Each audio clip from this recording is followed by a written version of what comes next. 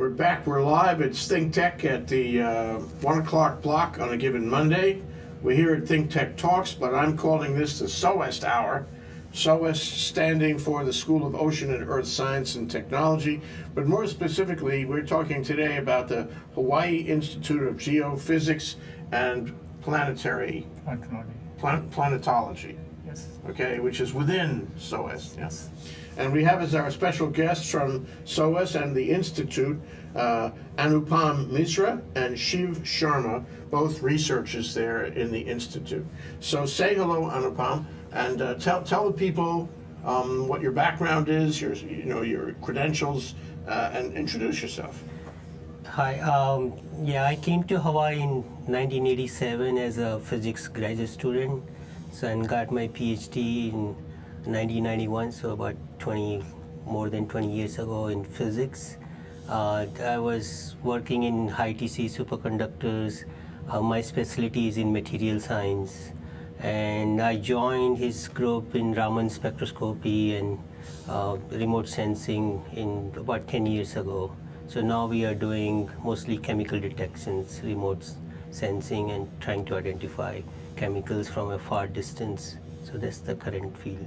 Okay, just for a moment, what is remote sensing exactly? Remote sensing is, so without making any contact with the sample, you want to identify what kind of chemical it is. So it can be far and you actually don't interact, or you can interact but you interacting with the laser, or you can just passively or actively, so you can do both. Oh, so interesting. So you don't actually touch it.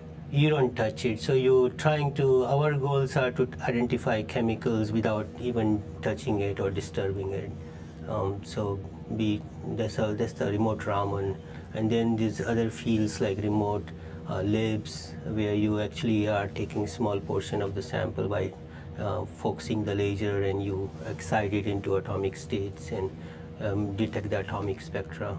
And so the third one is fluorescence imaging, and so we have three techniques that we use now. Sounds like pure science to me. Applied science. Applied science, okay. Yeah. Pure science will be in the physics, where they are more into finding answers to the questions which are not solved yet. Okay. So these mostly are kind of applied science. Okay, but you're close to. You're close to science, yeah. Okay, and Shiv Sharma, you're the leader of the team. Yeah, thank you. I came here in 1980 from Washington, D.C. Like the place, so I set up a lab. It's called Raman Spectroscopy Laboratory, and we have been working in different areas, including the material relating to Earth. So we can do experiment at very high pressure and high temperature, so see what is going inside our planet. And then we also got involved in doing some biological research and work in the remote sensing.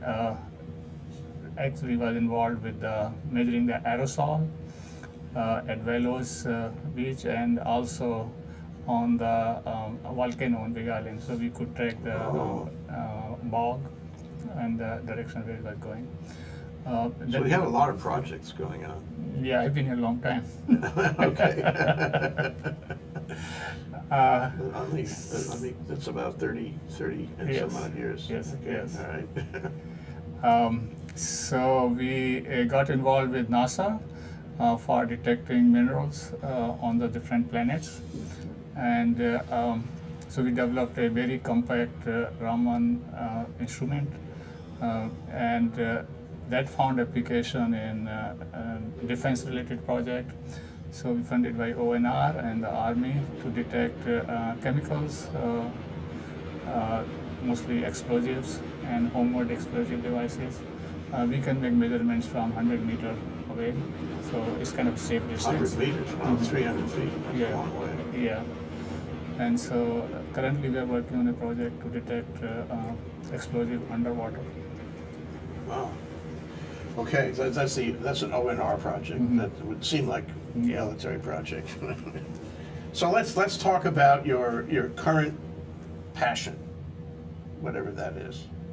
Well, actually, I want to talk about something else first. What is it like to be a researcher in SOEST and in the Institute for geophysics and planetology. What is it like? Do you teach classes? Yeah, we do. We have graduate students, and we teach classes mostly to graduate students, and also direct the PhD students. And they help you in your projects. Yes, of course. Yes. Yeah. So you need to have students to help you in your projects. Yeah, actually, I'm the graduate faculty of College of Electrical Engineering, and also on geology and geophysics. Yeah. And you know, we just had a show discussion of the harbor port security vehicle Mm-hmm. that was established with College of Engineering, Mm-hmm. but it's loaded with sensors. So you guys must have had something to do with that, huh? Did you develop the sensors on any of that? We actually trying to develop some sensors. So far, they're detecting underwater explosives. Yeah. If you shine the laser light from the top, of course, waves can reflect it back. Mhm. So we want to mount it on a platform which can go submerged in the water. And this would be the platform. Yeah, and so we are still working on that. Yeah, okay. Wow. So where's your laboratory? It's on the campus, I guess. It's on campus in HIG building. Is it the same laboratory all these years? Yes, HIG building. It must be, you know, well worn by this time. You know, there's all the equipment you want, or well, tell us what kind of equipment you have in this laboratory. We have a lot of lasers, so there are some old equipment with micro Raman system using older lasers. Then we have some state-of-the-art new micro Raman systems. So we are actually well equipped with what the rest of the world is. Micro And- ramen is it sounds like a small dish that you can get in a restaurant. No, it's like so there are application as like doing Raman spectroscopy for on the micro scales, like looking at the cells or cancer cells, and so those are the samples you're looking under the microscope and identifying what the changes are. So you got to do micro Raman. But And what is it exactly? The it's technology, the it's a technology? Raman technology, but equipped to a microscope. Okay. So you are looking for chemical changes in very small, like in biological cells or small grains or anything that is too small to see. So your resolution is like same as the microscope. So it's like an electron microscope. It isn't? No, it's just optical microscope. It's optical. But Okay. It you means can do it doesn't one get down to the micron. atomic level or anything. We don't have the one with the electron microscope, but they are Raman instrument built up to the much higher resolutions. Okay. So that they can do single atoms and so on. But we are only doing up to maybe 1 micron. Okay. So the Raman technology lets you look at things that are very small, and lets you build sensors that look at things that are very small. Is that right? Basically, Raman is basically to identify what chemical it is. So it can be very small, or it can be very far, or it can be very big. Doesn't matter. How many molecules do you need to actually identify the chemical? 1 molecule. One molecule? Yeah.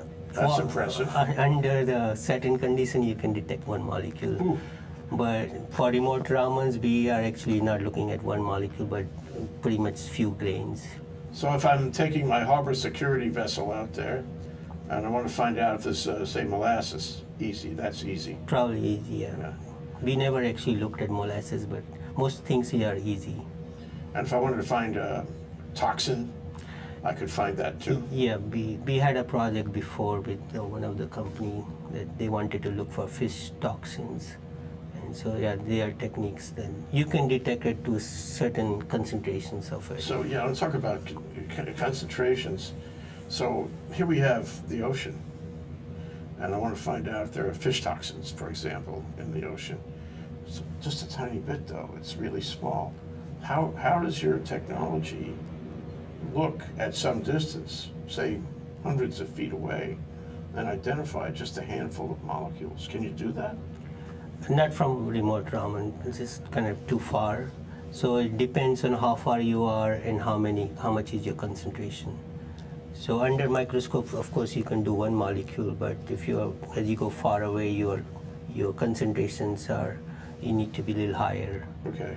And so we are probably the most sensitive in the world in terms of detecting, but we have detection limits are confidential, like, so we cannot talk about detection Oh, limits. it's kind of confidential. Yeah, it's a military project. I so- love when that happens on the show. I love when people say, sorry, I can't tell you that. Yeah, you cannot talk about detection limits, Okay, all right, fair. but you can detect certain things from a far distance. Yeah, okay. That's very interesting. And conceivably, this would relate to the Navy, Yeah. and submarines, for example. Submarines, and like we just filed a patent for detecting floating mines from the aircraft, so you can actually do it. We did some tests and they look promising, so we filed a patent. You filed a patent. I'd Yeah, love to hear that too. we are looking for now if there is some interest in developing the technology. So what is this about now? That you have the patent, or you're trying to get a patent We on? filed an application with the OTED, Office of Technology Transfer, Yeah. UH Patent Office. Yeah. So now they file a preliminary and then they wait. Yeah, for- provisional patent yeah, and the utility yeah. patent. So the whole process. Yeah.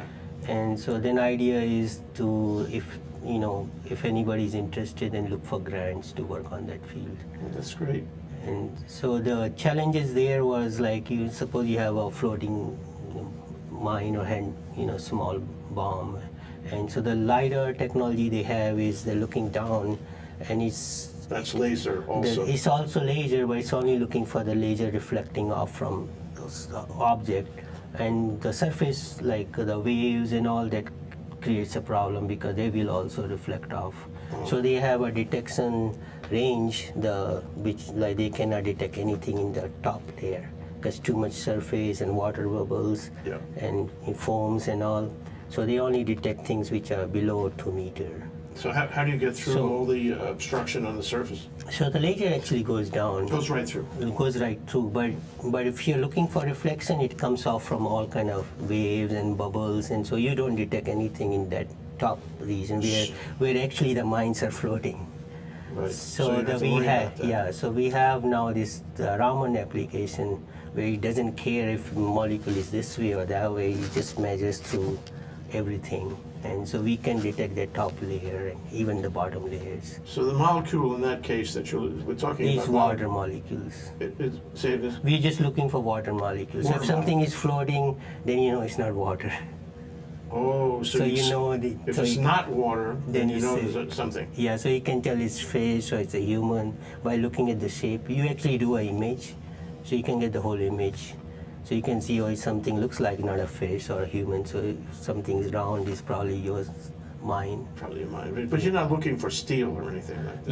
You're not looking for signal from steel, you're looking for just water signal. So In certain patterns.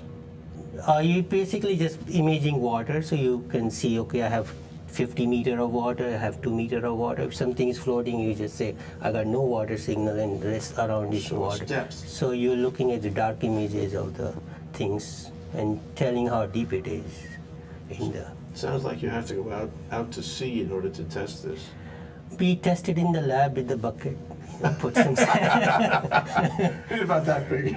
so you can tell it's very sensitive. So as you go down, your signal goes down. So you can see the images of things floating. That's so interesting that you can have this invention, this device, this technology that could be used outdoors, but you can perfect it indoors. Yeah, Really? you gotta have a data that supports the basic concept. And we do chemical detection at 100 meters, so we know that we can do from 100 meters away. Yeah. Okay. We're gonna take a short break, gentlemen. That's Anumpam Misra and Shiv Sharma, both of the Hawaii Institute of Geophysics and Planetology at SOEST, and we're talking about remote sensing in Manoa in buckets. We'll be right back after the short break. We want to thank our underwriters. Hawaiian Electric Company and its affiliates Maui Electric on Maui and Hawaii Electric Light Company on Hawaii Island are deeply committed to the communities they serve. Galen Ho is a senior executive of BAE Systems, a global defense, security, and aerospace company. The High Tech Development Corporation the state's leading technology agency, attached to the Department of Business, Economic Development, and Tourism. Castle and Cook Hawaii, with a time-honored legacy that spans more than 160 years and revolves around its mission of investing in Hawaii, creating communities, and providing for the needs of our state. Hawaii Gas, formerly the gas company, a proponent of the Liquefied Natural Gas Initiative, helping Hawaii achieve its transition to clean energy and a better energy future. Collateral Analytics, a Hawaii-based tech company empowering the real estate industry with greater and faster access to the tools and data they need to make better informed property investment decisions. I'm Nicole Horry. Thanks so much for joining us on Think Tech. I'm Maria Kashem. See you next time. Okay, we're back. We're live. We're here at Think Tech Talks. We're doing the SOEST Hour. SOEST stands for the School of Ocean and Earth Science and Technology at UH Manoa, a very important place. And at the Hawaii Institute of Geophysics and Planetology at that school, we have Anumpam Misra and Shiv Sharma, both researchers on Shiv's team, looking into remote sensing at Manoa. So Shiv, what do you want to add about this technology called Raman? I keep thinking of it as a food, noodles. Yeah. It was discovered in 1928 in Calcutta, India, and for All that, good things. Yeah. and for that, Sir C.V. Raman, the name of the inventor, he was awarded Nobel Prize, and it looks at basically at the change in the wavelength and scattering of light, and that change in the wavelength depends on the chemical composition of the material you are looking at. So let me understand for Sure. a layman. So you're sending light to it, and the wavelength is a certain wavelength, and then what? It bounces off. Yes. It changes or it gives you a change in the light. Yeah. And then you measure the change, Yeah. and then from the bounce back, you can tell what it bounced off. Yes. The material, Yes. the minerals, Yeah. the molecules, Yeah.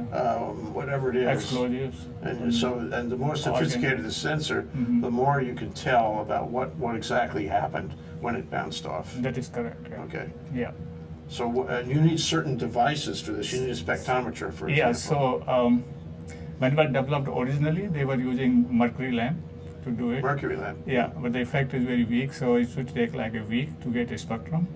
Now with the You can't invention afford of that in the. yeah, with the invention of lasers, Yeah. and then also the electronic imaging devices like CCD, What's CCD? charge coupled device, Okay. like when your video camera, Okay. and that Well, like the chips in my camera. yeah Well, it has the CC right here. Yeah. Okay. CCID. Yeah. CCD, CCD. Right. charge coupled device, and so now you can make those measurements in less than a minute, and so things become very faster. Let me get a handle on the timeline. So you have the laser, and you called it LiDAR. I've heard that term before. Yeah, it's a light detection and ranging. Okay, so you It's like send a the radar. laser down, Yeah. and it bounces and comes back, and then you analyze it with a chip like CCD chip. Yeah, so you have a grating or a prism, Yeah. and it disperses the light. So you block off the original light. Yeah. So you use a monochromatic like 532 nanometer green light, Yeah. and so then you analyze the light which is not green but on the longer wavelength, Yeah. and the position of those. What lets you do that? The CCD chip? Yeah. That will It's actually like a- tell you what is the color or the wavelength of the light that came back. Yeah. In the old days they used to use a photographic plate, which took a long time, and so But you were there. and so then they went on to photomultiplier tubes, but in that case you have to scan one at a time, so it used to take long time, so like 30 minutes to get a spectrum. Now the same thing you can do in less than Okay, that's what I'm asking about, the timeline. Yeah. So you send the light, well, that's instantaneous. The light bounces back, that's instantaneous.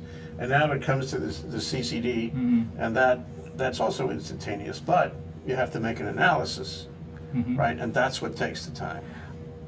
So in our system, we are doing probably the fastest in the world. So we are also, you can just look at the spectra and you tell right there what chemical it It's is. a scope, it's a monitor. and Yeah, you so see and the so colors on it. so we are measuring single pulse. You fire one laser, and signal comes right away. So we have detected things in nanoseconds, 100 nanoseconds. Oh, well, that's pretty quick. Yeah, So- so the laser pulse is like 10 nanosecond, and so you fire it and you can record in single shot, and then there is a software to find out the library of the compounds, and then you can match it and say this compound is there or not there. Okay, so comes off the CCD, Yeah, and now it's going to be on a monitor. yeah, But you have Also goes signals coming onto the monitor. yeah, and it goes into the hard disk. It goes into the hard disk. So now you're creating a file, Mm-hmm. a computer file of the light coming back. Yes, And so you can see it and also put it on a computer drive. yeah,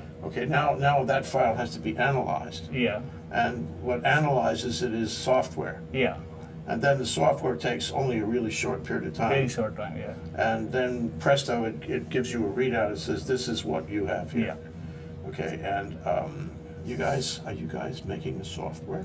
No, we have software engineers who help us in doing the software. Software what? Software engineers. So we have Okay. big Oh, group. engineers. Okay. Yeah, so other people are specialized in developing the software. Okay. So we had 2-3 people which have software backgrounds. But this is a now thing. I mean, the software didn't get invented 20 years ago. This No. is right now. No, yeah, we have to develop it our own. There's some commercial software, but those softwares are kind of slow. And when you get hundreds of spectrum, now you're measuring like, so we have a laser which has 20 pulses per second. So you can get basically 20 spectrum in 1 second, and then you have to analyze it fast. So Because you have to analyze the one pulse before the next pulse comes, or can you stack them up? you can stack it up too, Yeah, depending okay. on signal to noise ratio. So then the software will go through pulse by pulse, and then it will compare the pulses in order to get some sort of confirmation to say, well, we thought it was this, and then the second pulse is, it is this, and keeps saying the same thing. So that must be what it is. Yeah. Is that what? Yeah, that's right. Okay. Yeah. Okay. That's very interesting. But if you've got all this already, what is your investigation about? Are you the principal investigator? Yeah. Okay. What is your investigation about if you have this all worked out? Sorry. No. So when we started out, almost 10 years ago, people were doing with the, say, micro-Raman through the microscope. And so we have a colleague, named Paul Lucy. He came to me and said, can you make measurement at a distance? And I said, well, I haven't done it. So I said, I don't even have a telescope. So he said, well, I will bring you a telescope. So he got a little telescope. We set it up. Now the work for NASA requires you have to have a system very small in weight as well as size. And so the commercial instruments were large initially. So we have to work on the developing the spectrograph, which Small. is very small, yeah. And How so, small is small? Yeah, Bigger than a bread box? Who are this size? No, they no, were. no. Okay, Yeah. that's about a bread box. Yeah, bread box, yeah. And so it weighs less than 1 kilogram. And so then we also have to look for a CCD camera, which is small. Generally they make You big. didn't want to borrow one? No, it's a special one. It has an intensifier in front of it, which intensifies the light. And so Oh, it's so like you need to boost it. somehow. Yeah. And is it's this like a night vision camera.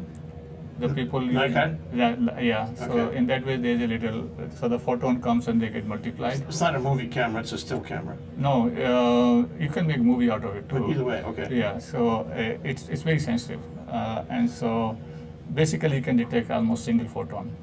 That sensitivity, and so we have to find that. And the way I found it, there was a company in Virginia. They make night vision goggles for the military.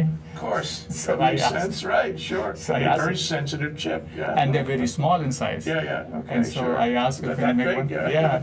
Can you make one for me? He said yes. So that's See, that's science. part of the People spectrograph. think it's all in the laboratory. Sometimes it's, getting out there and Yeah. checking out the commercial world and see who's making what and then talking to them. Yeah, Taking sure. it another step and presto. Yeah, that's right. Yeah. So So that's how. So we have been working on reducing the size. Now the question is, the power is also limited on the rover. So then we have to get a laser which has a low power. Right now we plug it into the AC plug. There's nobody about the power. How much power do you need for a laser that you're going to use on the moon? Oh, like maybe 5 watt. Oh, it's not that much. No, not that much, no. But you have to, that's a specialized laser because, so what they do is they charge the capacitor and then discharge it. So it can fire about like 500 shots. And But then the battery is dissipated at that point? yeah, because it's a high voltage and all that. So you charge it to the capacitor so you can push the thing and then recharge it, and then, so that's how it works. So. Oh, I see. So you can do it again. It's not. Yeah, It's yeah. not. It's not like the It's thing not that won't limited work life, after yeah. a while. It'll always work. Yeah. So, and it has to be space qualified, and so goes through a lot of tests, vibration, vacuum, and because on Mars the pressure You're is gonna be outside. 1/10 of a atmosphere than what we have here. You're outside. This is a very low atmosphere, Mm-hmm. and you have to make sure that it's not going to break. Yeah. Or Yeah. pop. Yeah. So. So and you're designing this right now. Is that your work? I mean, it's one of your projects that Yeah, you're it's designing one of the projects. for the Mars rover. Then Yeah. I say Mars rover. Yeah. You're Mars. going to go to Mars. Yeah. Nobody's put a rover on Mars yet, have they? Yeah. NASA has put many rovers on Oh, Mars. sorry. What do I know? Okay, so this is going to be. When is this trip going to be? Soon. 2020. Okay. It will Should take all time live to so develop all long. the equipment. Yeah. Will you go on the trip? No. Why not? To make sure your device works, They put a monkey or something. I do work. Oh, this is an unmanned trip. Yeah. then. Yeah, Mars, I think that nobody, so far it's just the rovers going. Next step is to bring samples back if they can. So still unmanned. So this is really interesting now, because these sensors that you have, this laser evaluation of the material, will be with materials that you have no idea what it is. You don't know what the table of elements is in Mars, right? Now they have some measurements. So they have a rover which has a laser on it. Okay. So they do LIBS, which is atomic spectroscopy. Okay, you And- already know what you're looking Yeah, for. and now so the goals are they want to look for like things like water or biological stuff if there was any evidence of life. Funny, you've been working with water, so you're the perfect organization. Easy to measure water with Raman. Yeah. So this is really great. So what happens then is the rover gets out of the spacecraft, and the rover takes a rove running around Yeah. on the surface of Mars in the reduced atmosphere, and then the device is what, built into the rover, or is it It's in the- independent? Yeah, the laser is in the laser head of and where the cameras are, Okay. and then the light by the telescope is connected through optical fiber to the spectrograph, Okay. which will be in the body of the rover. Oh, I see. And then so it takes the telescope, moves around, and then the laser fires, and then you get the signal back, and then you store it, send image to the planet Earth. Okay, so the actual analysis is not on the rover. No, it's done here, but so you It's- see the image. The image. Yeah. But now that you have the image in the computer file you talked about, You Yeah. can is do, it analyzed there or is it analyzed back home? you Yeah, not can like do here. anywhere actually. Either way. Yeah, but mostly you should do it here so you know if you're getting the correct signals. You're Okay. not making any mistakes. Would you there. do it in both places? Yeah, there's no 'Cause restrictions on it. it's a small computer, right? And it's just not complicated. Yeah, So you could have both come back. You could have the report Yeah. come back from the field, and the raw data come back. and then the data also, and then you can compare that against your own analysis. Yeah. And see how accurate it is. And what he'd be looking for, do you know? You must know. Well, one of the large question is if there was ever life evolved on Mars. There was water, we know that, Okay. and so we have these clay minerals, and so what we found is that there are certain these phytopigments like chlorophyll, beta carotene, And they show the existence and they of give life. they are only produced by life. Yeah. And so we have very low detection limit for them. So we can look in the fluorescence or in the Raman. And so that is, if we find one of those components, that means the life was there. Oh, wow, that's thrilling. So, Wow. so that's That's so much. We have to take a break to Yeah, contemplate sure. that now. This is Think Tech Talks, and we're on the SOEST hour. That's the School of Ocean and Earth Science and Technology from UH Manoa, with Anumpam Misra and Shiv Sharma, who's the principal investigator of this project about Raman sensor technology. They're from the Hawaii Institute of Geophysics and Planetology at SOEST. We'll be right back after this break. Aloha, I'm Jay Fidel for Think Tech. For nearly half a century, the Hawaiian Foreign Trade Zone, number 9, has brought the benefits of the Foreign Trade Zone program to Hawaii businesses and entrepreneurs. DBED, the Hawaii Department of Business, Economic Development and Tourism, operates Hawaii's Foreign Trade Zone program. It does so to encourage international business and economic development. The Foreign Trade Zone mission is to increase the amount of international trading activity in Hawaii, thereby providing employment opportunities for the residents of our island state. For more information, see ftz9.org. I'm Jay Fidel of Think Tech. Mahalo. Okay, we're back. We're live. This is Think Tech Talks on the SOEST Hour, talking about remote sensing on the moon, or on Mars. What am I saying? The moon is old hat. It's Mars now. With Anumpam Misra and Shiv Sharma. They're in the team that's developing the sensoring, that's doing scientific research on the sensoring equipment and techniques that will be used. They're from the Hawaii Institute of Geophysics and Planetology at SOEST. Anyway, so here we are, and you're doing this test. My question is, it's very exciting. This is very exciting. You guys will be there waiting and watching to see what comes back. It'll be over a period of time, though. It won't be just 1 second. Like, it's not an aha moment, but you will probably. Do you think you will find a sign of life on Mars? You think it's there? Yeah, if it's there, we'll find it. But how do you know that? You go one place and you turn on your equipment and you do the spectrometry and all that, and you don't find it. But how do you know it's not just over the hill? Yeah, so we can make measurements up to 100 meters from the rover. And as you know, the rover walks very slowly. And so we can go 100 meters radial distance, so all around, and then try to find out the potential region where. So it's a search pattern. Yeah, search pattern. But even with a rover, you can't search a whole big surface on the moon. It's a big place. So on Mars. Sorry, yeah. Mars is bigger than the moon too.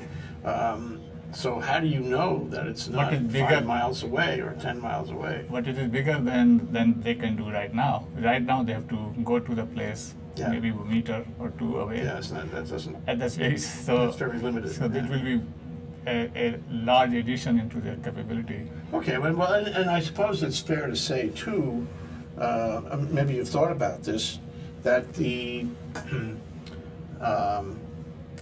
that there's a pattern of life. In other words, you wouldn't find life in one isolated spot on Mars. If you found it, it would be there.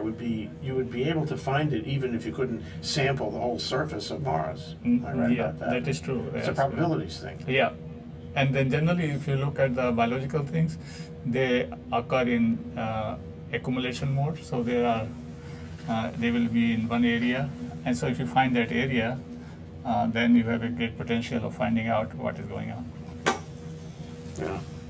What about different kinds of life? I mean, is it possible? Is it possible that you could identify what kinds of life? Can you break down the possibilities in some way, or is it just we found life? There are a lot of equipment on the rover itself, which can analyze things at a microscopic scale. But right now the problem is to find where the organics or biological molecules may be.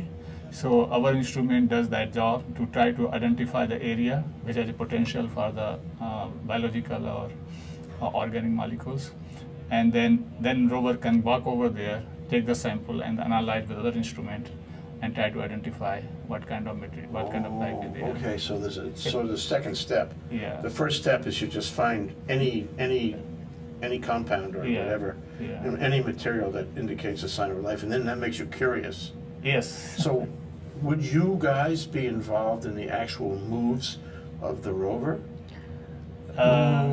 No, actually, the JPL does that. So basically, so there are many steps to it. Right now, we are just applying to be part of a proposal, and then the NASA selects which team goes to make the instruments. Oh, so you're just one of many then? Yeah, so there are other many teams. teams there. Oh, And so I want you to win. eventually JPL controls the whole missions where they actually have scientists who they're in charge of moving the rovers and taking data every day. At Cape Canaveral or wherever it is. Yeah, California. California, yeah. Yeah. Well, who knows? But I mean, you talk as if it's a competition. Yeah. I mean, tell me how this works. So yeah, so the NASA invites the proposal from different people. So before we develop the instrument, we win actually 3 of the proposals. So first they do it concept, and then you want to mature the technology. So we did that also, called Mars Instrument Development Program, and we actually got selected for going to Venus. And then in the That's next a one, very pretty planet. Oh, joke. it has got pure CO2 and has got like 100 atmosphere pressure. And so then there were 3 in competition, and they decided to go to asteroid. And so now we have to wait for our turn for the next cycle. So Well, when's that going to be? yeah. So it's pretty competitive, and also they look at the technology readiness and see if everything is ready or not, because it's an expensive venture. So yeah, so we'll see what happens. So you're in a sort of a, I don't want to say global, because they're probably all the scientists who are working on this, as far as NASA is concerned, are here in the U.S. Am I right? Or are there scientists everywhere in the world working on this? Oh no, there are people from Europe involved, and also so we have a team up with the NASA Langley Research Center and some Canadian people who are going to develop the laser, and so it's a team effort, and then try to put it together. So is that your team or other teams? Uh, I mean, is your team limited to SOEST and the Institute, or does your team include people in other universities? they include the people from other institute and university. Yeah. Okay, Because one of the aspect is the engineering aspect of it, to making ready, space qualified and all that. So NASA Langley will try to do that, and then there are other people. One university is in England, and they make this CCD detector. So they will get components from all these people, and then they will integrate it and test it, and we do the science part of it. How interesting. So you're involved in a whole global scientific experiment. Oh, it's fabulous. How many people altogether would you say are touching this project? At least, A rough guesstimate would be okay. yeah, about 15. 15. Yeah. Yeah. And you get to see them, or is it all on the internet? On the internet or telecoms. Do you have these meetings and conference calls and internet exchanges Yeah, twice a week. twice a week? Okay. So what part is being done right here? You said the science is being done right here. Yeah, and the instrument concept too, because we developed the laboratory model. So people, the company who's going to make it, we have to provide them information. Where to buy components and what to do it, and then they're going to space qualify it, test it for radiation and for vibrations and sure. all that kind of thing. So they will help with that, but they basically need the drawings from us to start the project. So You're at the control point of this, aren't you? yeah, the principal investigator from US. Okay, we take a third and last break with Anumpam Misra and Shiv Sharma of the Hawaii Institute of Geophysics and Planetology, talking about remote sensing at Manoa and on Mars. There's a connection. Here we are at Think Tech Talks on the SOEST Hour. We'll be right back after this short break. Aloha, I'm Attila Sares of ThinkTech. ThinkTech is a 501c3 Hawaii nonprofit corporation. We began ThinkTech in the year 2000. At ThinkTech, we work to raise public awareness about tech, energy, diversification, and globalism in Hawaii. We do 20 live stream talk shows every business day, and we do a weekly TV show on OC16. We pay the bills with donations from our supporters. Won't you help us by making a donation? All you need to do is go to our website, thinktechhawaii.com, and click on the donate button. We hope that you like what we do and that you will support us and help us continue to do it. Thanks so much for watching and for helping. I'm Attila Suresh of ThinkTech. Mahalo. Okay, we're back, we're live, we're here at Think Tech Talks for the SOEST Hour, the School of Ocean and Earth Science and Technology, and specifically the Hawaii Institute of Geophysics and Planetology with Anumpam Misra and Shiv Sharma. Shiv is the principal investigator. These guys are working on a remote sensing project that's going to wind up on Mars. And they're doing that right here in Manoa, and they're the leaders of this 15-person team that's kind of around the world developing on this project. And on December 15th, they're going to have to submit, their proposal to NASA, and we'll see what you call the evaluators, The reviewers, yeah. the reviewers Mhm. will review that. So how many other groups are going to be submitting proposals? 5, maybe 4. 5. Oh. Yeah. And what's the the parameters of the decision? What are the criteria? Who wins? It really depends on how much we can do in terms of it. So all these teams have their own instrument. They are all different.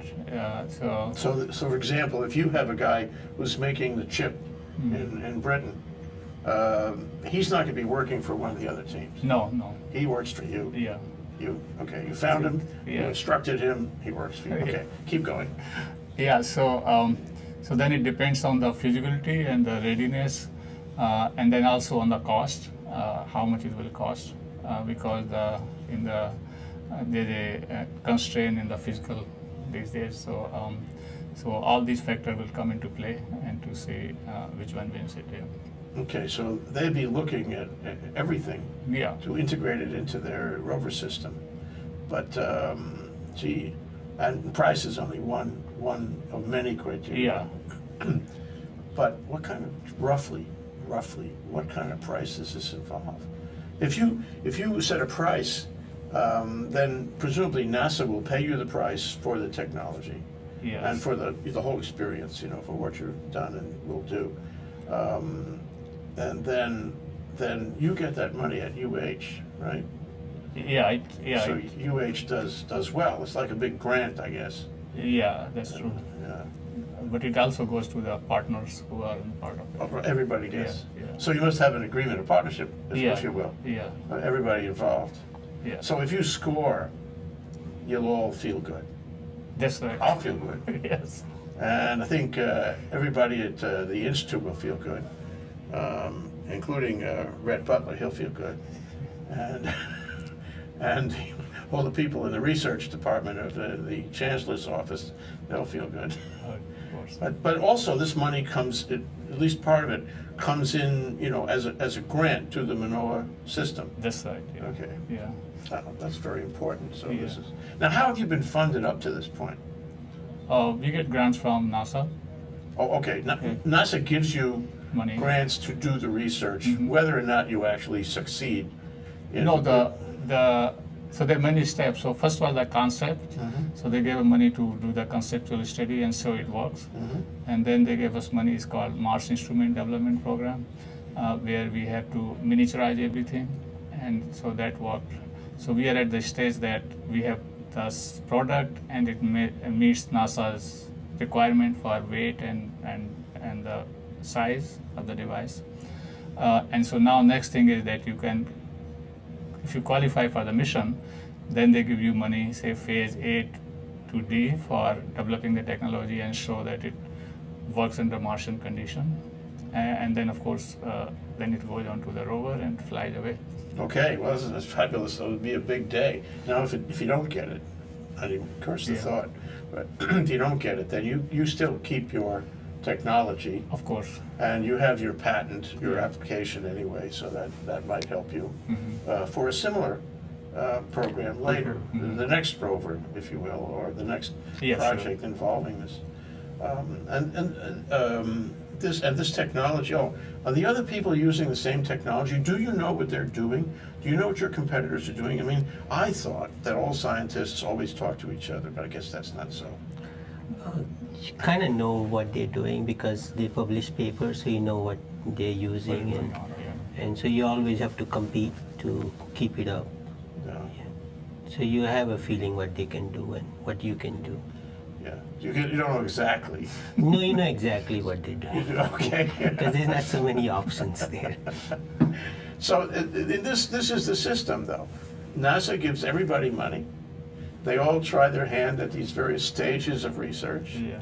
And then at the end of the day, NASA's reviewers review all of the proposals submitted by all of the other groups, Yeah. Your group and all the groups. And NASA makes a decision about which one best meets its criteria. Yeah. And then they use that technology in their rover.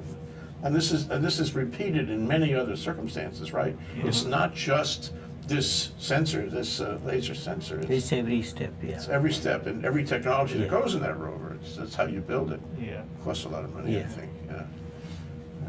Are you working on anything else for that? Yeah, so when we developed this technology, the ONR come out with this problem of detecting IEDs and explosive devices. And so since we could make measurement to 100 meters or so we wrote a proposal and that's got funded. And so we've been working with ONR and the Army and to detect this. So most of that work is sensitive, not classified, but sensitive, because if the terrorists know what sensor you have, then they will find it Find a way around it. Yeah. So you don't want to So talk. we kind of restricted to talk about it or to publish it. Yeah. But it has been pretty successful. So they have been funding us for almost 9 years. 9 years. 9 years, yeah. So is this running in the same way where there are various groups trying to meet the same specifications? Or this is yours alone? We actually started a long time ago, so we are really leading in the field, in the country, and so that's why we get funding. Otherwise, Yeah, sure, but you can really make a big difference on this. yeah, sure. You can actually, find technology that will stop the explosive devices. Yeah, that's the potential. That's really there. wonderful. And so then they came out with the idea to looking underwater, and so Explosive devices in the Yeah. water. It's the same idea, looking for certain chemicals and molecules and so forth. yeah, the green light can penetrate up to 100 meter in the water.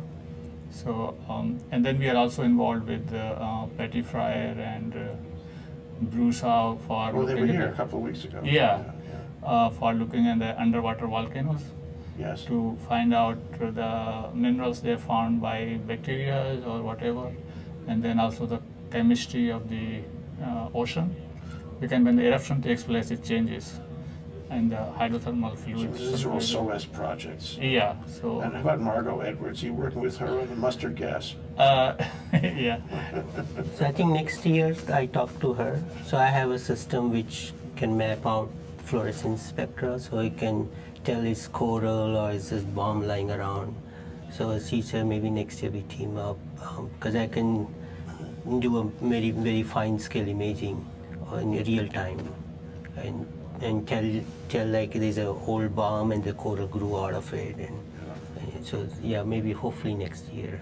Yeah, but you know what? You describe a kind of salon, a scientific salon, where you meet Margot. She's having a cup of coffee. You go over and you say, "I'm Anumpam." We in the same department, so it's You know easy to her. meet. Say, Margot, what do you think about this possibility? What do you say we collaborate? Let's get together. Let's make a project. Maybe next year. Let's have coffee again, and then we'll make a deal. Isn't that the way it works? Well, it's not the way the funding agency actually sends out a BA, which is open to What's a everybody. BA? It's a broad agency announcement, so it goes Okay. to all universities, Okay. and then you write proposal, and they fund few out of say 100. So Okay. you compete with everybody like MIT, Stanford. So overall, is like you have very low success rate. Yeah. Okay. But nevertheless, you guys are competing. Yeah, so far surviving. So far, surviving. Yeah. But you're right up there with MIT and Stanford and all that. Yeah, because when you present your data, there are people from MIT also listening to your talk, and They So listen carefully, I know they do. yeah, so you have to fight for the same money.